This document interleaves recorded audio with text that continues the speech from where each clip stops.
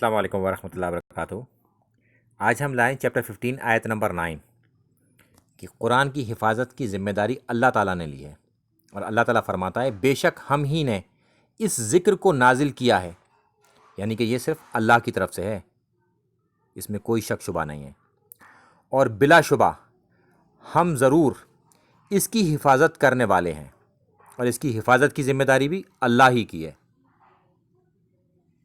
تو یہ ہے ایک پرفیکٹ بک، اسی پر ہمیں چلنا ہے، اسی پر چل کے ہمیں کامیابی ملے گی، اور یہی کہتی ہے کہ سنت کی اتباع کرو اپنے رسول صلی اللہ علیہ وسلم کی، کہ اطاعت کرو اپنے رسول صلی اللہ علیہ وسلم کی۔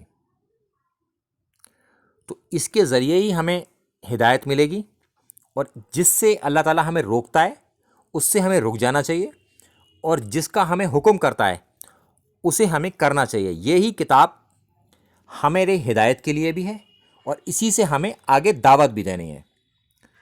اور اکثر لوگوں نے، جو فرقے دار علماء ہیں، جو بڑے بڑے فرقوں کے ٹھیکیدار ہیں، انہوں نے اپنی کتابیں دے دیں اپنے فرقے کو،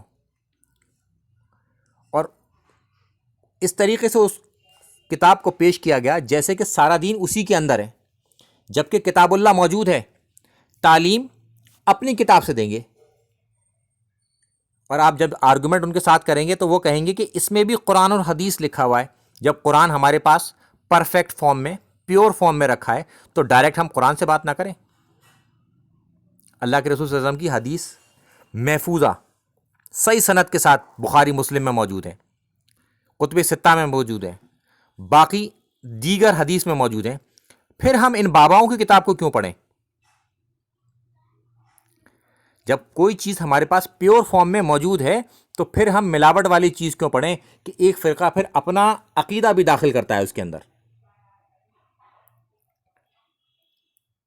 اور یہی فرقے واریت کی لعنت ہمارے اوپر پڑ گئی ہے، اور ہر فرقے نے اپنی اپنی کتابیں چن لی ہیں، اور جو اصل کتابیں ہیں ان کو چھوڑ رکھا ہے۔